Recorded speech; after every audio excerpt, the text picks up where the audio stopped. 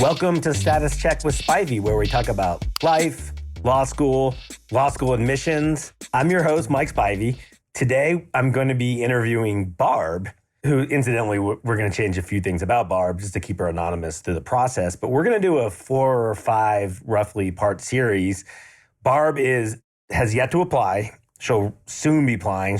We talk about this. She's choosing between different personal statement topics. She's a non-traditional student. Super splitter, you might call her, 176-ish LSAT, 3.1-ish GPA with 10 years of work experience. So we don't know how Barb's cycle's going to turn out. She's not a client of our firm. I am going to hopefully give some help during these interview processes, and I hope it doesn't just help Barb. I hope it helps everyone applying. I hope a good deal of this advice that we talk through as we talk through her cycle at important inflection points, I hope is universal for a lot of people applying to law school this cycle. We'll click on the data of the cycle, on what schools are doing, on her application decisions. And this is not the only time we're going to talk to Barb. So it's going to be a 4 or 5 part episode. Enjoy episode 1. Hi, I am joined with Barb. I'll let Barb introduce herself. Hi, Barb. Hi. So tell me a little bit about when did you first start firing neurons? I'm going to think about law school.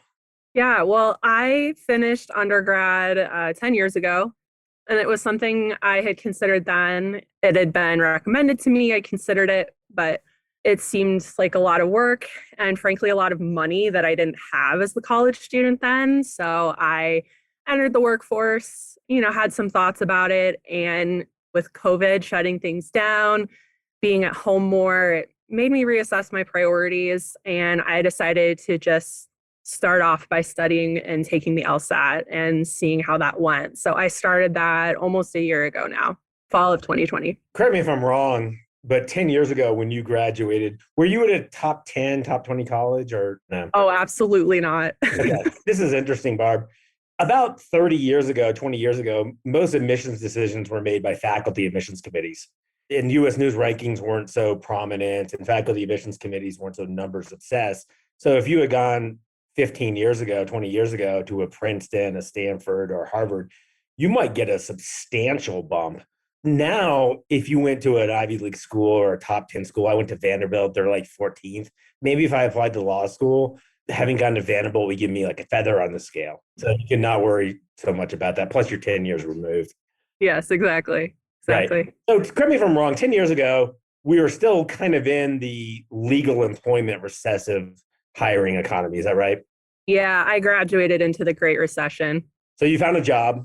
Yes. I went to work for the government right out of college, and there were certainly attorneys around. There was legal work going on. I wasn't doing it. And over the years, I continued to work in different government roles, attorney adjacent. So it was something that I was exposed to slowly over time. I really gradually learned and saw and experienced a lot of different ways that attorneys or folks who'd gotten JDs were using their education for government work. And that is what I'm interested in doing, is government work. Do you have a mentor or mentors who are attorneys? In my current role, we have 2 counsel attorneys, and I'm fairly close with both of them. And one of them in particular has been helping guide me through this process. So I get nervous when I hear that.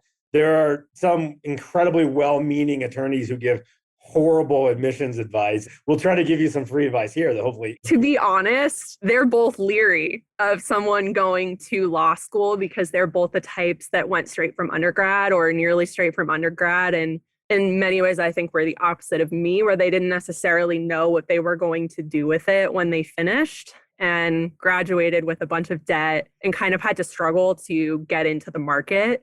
And it was kind of a long, difficult path for them. So I think they worry about someone replicating their path. Most attorneys are to begin with, they're trained in worst case scenario things. Number 2, I think most attorneys, when someone approaches them and says, hey, I'm thinking about law school, they start with, let's talk about why you shouldn't. I mean, I've heard this conversation thousands of times. Start with, here's why you shouldn't. But if this is your passion, go for it, kid. That's a conversation I had so many times over the years. And anytime I would speak to someone that had gone to law school, I feel like a lot of them, if they had to do it over, they wouldn't go to law school probably. So To be honest, I spent the better part of 10 years trying to not go to law school. I really didn't think I needed it. So it's a surprise to me even that I've gotten to this place, but it really does feel like the right step for me. Was there I call these David Goggins moments. Do you know who David Goggins is? No. Okay. Well, you don't have to. He had a job killing insects and he was 300 pounds. And he claims and I believe him, that he looked in the mirror after watching a documentary on Navy SEALs and everything switched and he lost, I think, 150 pounds, ran every day more and more, got incredibly committed to learning. Now, I think a psychologist would say that actually didn't happen in the moment. Did it feel like there was a moment for you where you just said, all right, I've been trying to avoid law school for 10 years. Now I'm looking in the mirror. Here's that moment. I don't know that there was a single moment like that. I think professionally, I had a lot of little moments where I would be on projects or on teams and there would be work we were doing. And as someone that didn't have that JD, there would always be a point where work would continue or there would be more interesting components of it. And it was like a door was shut, parts of the work or the job were closed to me, no matter how badly I wanted to do them, no matter how many reports I read. There's just some things you can't do without the credential. But I think the closest thing I had to that is, and I suspect a lot of folks are in the same place as me, maybe for, different reasons, but COVID made everyone rethink everything. And I know it did for me. And it was more of a don't waste the time that you have because you just don't know what's around the next corner. And sort of the time and the space thinking back, if I am looking back on my life, what could I possibly regret that I didn't do, that I didn't try? So for me, it was even the process of attempting to go to law school was something I just wanted to know that I'd done. And if it didn't work, if it didn't pan out, and even still, if I feel like I hit a wall and it doesn't turn out to be the right path, I will move forward almost with a sense of peace, knowing that I tried it. I don't have to wonder because I'm doing it. So I think it was just the pandemic causing me to rethink priorities and think about what I want to achieve personally and professionally. Certainly, the COVID-19 pandemic and the isolation periods changed a lot of things, both for the better and the worse. Let's say you're 30. I don't know how old you are, but let's say 10 years out, you're 30. So people would say, okay, well, why would I spend 3 years going to law school? Then I'll be 33 when I graduate. Well, you're going to be 33 in 3 years anyways. I would flip it around and say the exact opposite. Now's the exact time to go to law school. So I applaud that. How did you discover Reddit? We put this on Reddit. Obviously, you didn't discover Reddit law and then decide to go to law school. It happened in the opposite order. How did that happen? I mean, I think I first got on Reddit maybe 3 or 4 years ago now. Various subs, you just enjoying the discussion, right? And you sort of realize, for better or worse, that there's a subreddit or 2 or 3 or 5 about pretty much everything. So when I started going down the law school path, I just, you kind of search around, you find what's out there, and spent some time on the LSAT sub and now in the law school admissions sub. It's a resource. It's good some days, less helpful on other days, but it is nice to know that there's a community of people that are all attempting the same thing. It's fascinating. On Monday, I'm interviewing Dr. Anna Lemke at Stanford, who was featured in The Social Dilemma. I don't know if you've seen that documentary. Yeah. So Dr. Lemke was one of the experts they interviewed. She's the one who they interviewed her 2 kids right after they interviewed her about how much time they spend on their phones. Yeah. And we're going to talk a good deal about, I feel like people applying to law school, in some sense, you need to be online, but it can be incredibly harmful too, not just from a biochemical perspective, which Dr. Lemke is going to talk about, but just from a bad advice perspective. Let me give you an example, Barb. So last year, someone started a thread, hey, I'm a dean of admission at a top 14 law school, and I can't out my school, but I'm going to give good advice. Within minutes, our firm could tell this was a fake because the advice they were giving was not good advice. But it took 100 and something like 21 or 31 questions before Reddit moderators figured it out and shut that thing down. That's 131 people who are sitting around thinking of stressful, mindful, important decisions they make. And some random kid, some troll, is giving just made up advice. How easy is it for you to detect maybe what's someone aggressive in the moment, someone faking things, etc. on the Reddit LSAT, Reddit admissions? Yeah. I think some of it for me is knowing my own limits. I'm someone that's prone to anxiety. So for me, I noticed being on those subreddits is actually really not healthy for me at night if I'm trying to get towards sleep, or if I'm having trouble falling asleep, or if I'm already having a stressful day. So I think for me, I just try to kind of assess where I'm at before I engage with the forum. I kind of lost myself in the LSAT one, and the thing about studying for the LSAT is that there is data and there is metrics, and it feels like this puzzle you can crack almost if you study hard enough, long enough, learn enough, all these kinds of things, learn one more strategy. And the first time I took the LSAT, I was on there every day waiting for my score, and it was just not healthy. So I've just tried to set boundaries that way. I've also tried to, sometimes I'll filter by the top posts. I maybe only go on a couple times a week. That seems to help. Just trying to keep my wits about me. But man, it's hard. It's hard when you're so invested in a process and this feels like the one place you can talk about it. You hit on a good strategy. A couple times a week, filtering on the top post. Now you're going to see a bunch of funny memes. Yeah, which is great. Honestly, the ones about Georgetown having the best law center in the country crack me up every time. Dumb, but they make me laugh. Reddit has gotten a lot more aggressive this past 2 years, and I don't blame a single soul on the planet. The last 2 years, because of the social isolation, people are more stressed. Reddit used to be just this incredible source of bemusement for me. The memes were just outstanding. They still are, just aren't as many. I think more people were willing to vent, again, understandably.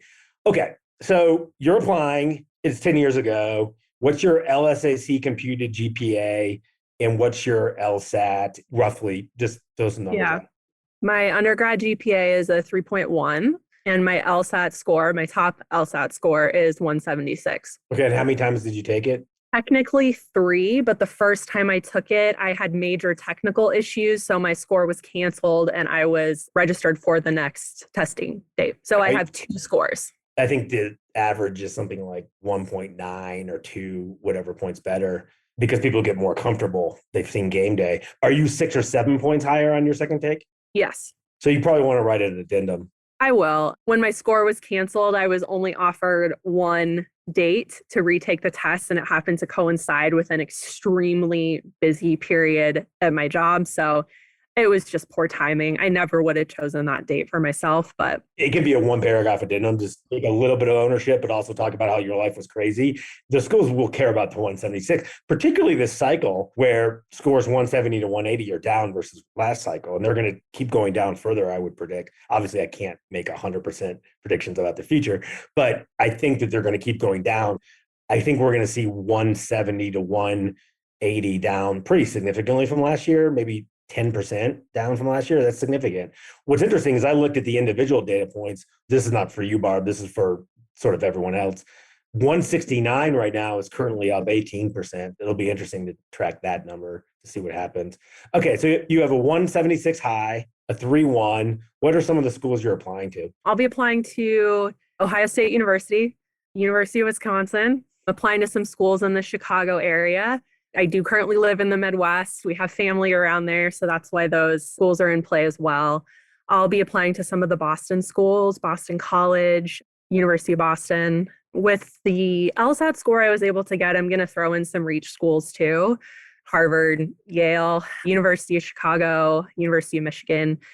My GPA is on the low side, but my LSAT's high, and I figure I'd rather hear no from the schools directly than decide for myself before they have a chance to look at my application. Good. It's a good list. Everyone has different financial situations. If you can, you always want to apply to stretches. I think with a 3.1, Yale and Harvard are going to be pretty significant stretches. Oh, yeah. But we see people catch lightning in a bottle every cycle, including last cycle. So you never know. You have 10 years work experience, maybe in a niche field that itself is highly differentiating. I never talk anyone out of applying. I had someone with a 2.7 apply to Yale. I can't exercise agency over that person. They have free will. If they want to apply to Yale, go for it. All I can do is say I've never seen someone under a 3 Yale get accepted to Yale before, but who knows? You might catch the right person in the happiest day of their lives. Yeah. So you got the stretch schools. It's going to be a stretch, but again, it's possible. You have the schools geographically make sense. And I'm also going to apply to the University of Colorado and the University of Washington. I have family ties in the area, so they would be places that I would be happy to end up and happy to be tied in to those professional networks geographically too. okay, I'll be on Colorado's campus next week. I have a principle about not like dropping people's names to help them, obviously, but I wish I could. If I can write your initials in a tree, you think it'll subconsciously help someone, let me know. You haven't submitted a single application yet, correct? No, I have not. And you're still grappling with, but my understanding is from, I think Anna mentioned it, you have 3 separate personal statements. To the extent you want to disclose broadly sort of the themes, feel free to. Yeah, I'd be interested to get your take on sorting through some of these topics. So thank goodness for Google Docs. I don't know how people managed this process before those existed. So one of the ones I've written, it's a little bit out in left field. I entered and won a competition in a state fair. I won a blue ribbon for let's call it a home ec discipline. The second one I've written is an in-depth dive into a very specific, very relevant project I'm working on related to congressional redistricting in my current job. It's a really unique opportunity. So kind of writing just one deep dive snapshot into my role on that project. And it does tie in a little bit to why I want to go to law school. It's just a classic example of a project where there's work that I can't do that I would love to be a part of because I'm not an attorney. So that's number 2. And then number 3 would be 2 different snapshots of projects, one from my first job out of college, one from my current job, a different project where I'm making substantial contributions, I'm getting things done, but they both kind of got me to a place where there was a limit on what I could do in my role. And then sort of tying those 2 examples into kind of explaining why law school now, because I think if someone is looking at my application, they may wonder why now. My realm of professional experience is very much in the wheelhouse of law school. So that one would be more of an opportunity to explain why now, how I got to this place right now. This is interesting. Let me give you the other side of things, the admissions side of things, which this is why we do these podcasts. It's so important for applicants. When you're in admissions, you're reading the days you're reading files, which are the days you're not flying and recruiting. Today's the Atlanta Forum, so they're not reading files today. Tomorrow too. So on Sunday, you might be reading 100 files. That is tough to stay locked in and focused. And some people are really committed to doing it and they do it well. But even the best of us, I remember back when I read files and I was reading it on Sunday, my significant other would be saying something, could you do this now? Or the football game would be on the background. Yeah, whatever. You're human. Exactly. And of the 100 I voted that day to reading, the 75 that were all similar would be the ones that I would be most likely to turn and watch 5 plays of the Tennessee Titans game or say to my significant other, hey, Sarah, yeah, let's go for that walk now. You do not want to be in that 75. You want to be in the 15 or 25 that you have that person's full attention. It is really important. This is straight out of what these people who design apps get you hooked on. It is really important you have the full attention throughout your full file. So I almost already tip towards 1 or 3 versus 2 for you because those are more differentiated. I don't think you need a Y law. I don't think anyone needs a Y law. But if you have 2 things that really organically bring you to law school, then that could be a very differentiated and compelling personal statement. I always bring up the example of Jazzy the cat, which was this client of mine whose cat got taken away from her when she was 6. She was 6. You don't need, there's no date. Your state fair could have been when you were 12, where you won the blue ribbon. Gosh, it was 3 or 4 years ago. I'll just tell you, I entered a couple pies and I won a first place and a third place ribbon for my pies at the state fair. And the reason that story has jumped out at me is while I was making them, I thought it wasn't going well. I thought when I was making them, it was going very badly. I almost didn't even take them to enter because I felt like they weren't going the way I want, but I decided to push through. I'd spent all this time. I saw it through. I entered them. I ended up getting 2 ribbons. And I think it's a unique story. It's obviously not me working as a paralegal or working with an elected official or some of those more like classic law examples, but I think told the right way, the story communicates the way I commit to something. I start that I gather information, I learn as much as I can, I try to course correct that even when it was difficult and, for those moments I did think it wasn't going to be worth it, I decided to see it through and it ended up paying off. So that's the story that came to mind as far as kind of a unique situation goes. So that was why that one caught my imagination a little. It has gravitas. You stared at the void and then you jumped in. You had insecurities, you had self-doubts, and you overrode them. And lo and behold, to your surprise, you went in thinking these things weren't even worthy of the person next to you. And you came out with the best pie and I don't know how many there were. 50, I think. So it's a little bit of a tricky personal statement. You want to have a narrative arc that ends on an upbeat, positive note that brings you into law school and how you could represent your clients. Trust me when I say you could do that with that topic. You could do that about your self-doubts and also how your clients are going to have self-doubts approaching cases. I don't want to write your personal statement for you just in case one admissions officer is listening to this, but that could be an A+ topic. I'm not kidding. I'm going to do you a favor. Don't use the word unique. You've used it 3 times. Don't say this is a unique tale. There are so few unique stories in admissions. And also other people have won blue ribbon pie contests. So it's it's a very differentiated story. Very differentiated is very helpful in the admissions process. I didn't even notice I was saying that word because I hear people, you've said it, other admissions folks have said it. That's one of those words that's used so much. It's trite. I didn't even catch myself using it. I feel so silly. But well, it's funny because from an admissions perspective, these things pop. Some things pop for me in a really good way. But when you're in admissions, you're looking for things that pop in both good and bad ways. You said really unique, which is qualifying a word that can't be qualified. That pops to me. Now, it's not going to pop on Reddit to your typical Reddit user, but for another dean of admissions, it might have the same negative consequence. I wouldn't over worry about this. And please don't beat yourself up. The thing that really stood out to me when I used to read files was sentences that start with I. And I had a maximum where if someone had like 10 or 12 sentences that start with I would significantly downgrade their personal statement. I'm not saying every admissions officer has that, but every admissions officer probably has something. There's 35 people at my firm. We'll get on these Zooms. We'll talk about what our pet peeves were. So Karen, one of my business partners, she hates the word hone. And when she's at Harvard Law, if people were talking about honing their skills, boom, boom, boom, down, down, down went their application status. I think this is the part that has been tricky for me to figure out how to navigate is that for so many of us, when we learn to write academically or professionally, cover letters are the most frequent type of personal writing that you do once you get out of college.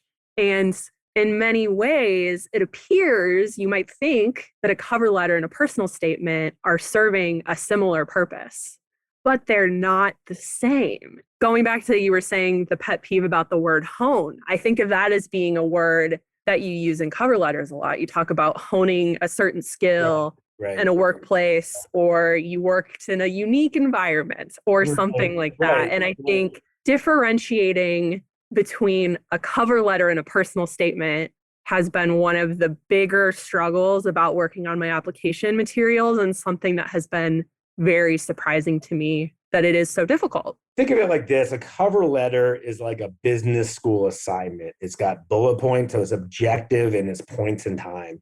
With your personal statement, let's say you write about the state fair, you don't want it to be data points in time. You want to put the file reader in that moment. So what you want to do is you want to go back in time in your head. It's a time machine. Yes. Sensory. What did you sense? What did you smell? What did you feel? Now, that's not going to be your entire personal statement, or else it's overwrought and you're trying too hard. But for your first 2 paragraphs, literally like smelling the blueberry pie next to you is perfectly fine. Again, don't go overboard with that, but go back in time, do the time machine. Writing is a time machine. I have a book deal. I have 2 and one's on admissions. I'm not going to go back in time on that one at all. But the other one is on sort of motivation and self-growth. And that one's a time machine for me. I'm talking about stuff I did when I was 4. This is so interesting. And this is very relevant for personal statements, particularly those that are 3 years old or 10 years old, or happened 15 years ago. You think you can't do it. And I thought I couldn't go back in time as I write this book. And believe it or not, you can. You can close your eyes, and some days you'll find yourself in that moment, and you'll find memories of that moment you never thought you had. It's unbelievable, the brain's ability to retrieve things at random times. If you do it on any of your personal statement topics, put the reader in the moment. Your second one I've read tens of thousands of times. Yeah. Still put the reader in the moment, which would make it very differentiated. We have about 5 more minutes. Do you have any questions for me that would help you and hopefully help, ideally, people listening? I'm a splitter. In many cases, you might call me a super splitter, for as much as the internet definitions of those terms mean anything in the actual admissions process. But I also have a master's degree in public policy, and I did very well in that. And I'm wondering if you're someone that has split performance with a low undergrad GPA, how does that affect someone looking at my numbers? How much does good academic experience since that point influence the way they look at my GPA? Yeah, I have good news and bad news for you. And the good news is a little bit less tangible than the bad news. And then I have a piece of trivia. We'll start with the trivia. Applicants came up with the term splitter, reverse splitter, not admissions offices. I always think that doesn't surprise me at all. But now admissions offices use it, so it flowed in the opposite direction. So here's the bad news. Almost everyone does very well GPA-wise in their master's programs. So that's not calculated in U.S. News and World Report rankings. Right. They could really help higher education make more money if they were to do that, but they don't. But let's say your master's program was 2 years or 3 years. You might not recognize it, but that gave you 2 or 3 years of things to talk about in interviews, on your resume, in your personal statement, in school-specific essays that are going to highly differentiate you versus someone who was KJD. It broadens your ability to talk about differentiated topics. So the GPA, not so much. The 2 to 3 years you spent there, that's going to come out. You're a calm person, you're poised, you're collected. You could probably do one of those horrible video recorded interviews very calmly. A lot of people can't.